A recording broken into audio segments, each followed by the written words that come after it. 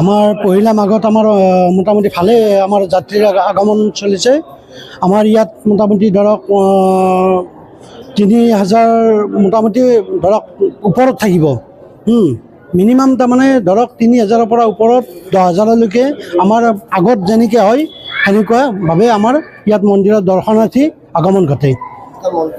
আমাৰ মই এটা মন্ত্ৰ পাঠ কৰিছোঁ, ওম নমস্তে বাং মনুত্যং ৰূপায়ংগণিত শক্তা আদিৰ মধ্যান্তং হিনাং নিৰ্গুণাংগণপণে সৰ্বাই চামাৰি ভূতাং ভক্তৰাম মৌৰাং পাহতে জানি মিতং স্তৱময়া ভূমিস্খলে যাবনাং ভূমিৰাবিলম্বনাং অভিজাতং বৰ্ধং তমেব স্বয়ং প্ৰভু নমো ব্ৰাহ্মণে দেৱাই গোপ্ৰান্ত্য জগতে শ্ৰীকৃষ্ণ গোবিন্দায় নমঃ নমঃ প্ৰভুন সন্তুষ্ট বাহু সন্তুষ্ট হৈ এই সকলো ভক্তবৃন্দ ৰাইজৰ সুমংগল সাধন কৰি সকলো দোষাদিৰ পৰা পৰিত্ৰাণ কৰি সকলো ৰোগ ব্যাধি সকলো দোষাদিৰ পৰা পৰিত্ৰাণ কৰি ৰোগ ব্যাধিৰ পৰা পৰিত্ৰাণ কৰি প্ৰভু ভগৱানে মংগল কৰক। যোৱাকালি মেজি আমি জ্বলালোঁ।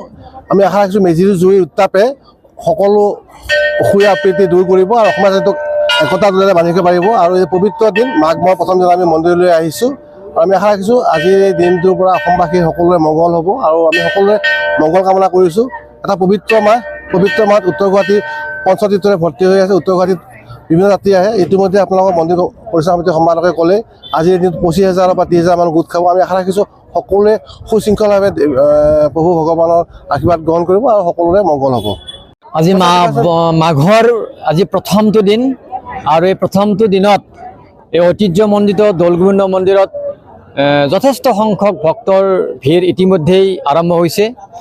আজি দিনটোৰ ভিতৰত প্ৰায় 25,000 পৰা 30,000 ভক্ত ইয়াত সমাবেত হ'ব আৰু এই ভক্তসকলক সুপৰিকল্পিতভাৱে যি দৰ্শন হোৱাৰ ব্যৱস্থা তাৰ লগে লগে মাহ প্ৰসাদ ভোগ লোৱাৰ যি ব্যৱস্থা সেই ব্যৱস্থা আমি পৰিচালনা সমিতিয়ে বিশেষভাৱে গ্ৰহণ কৰিছোঁ।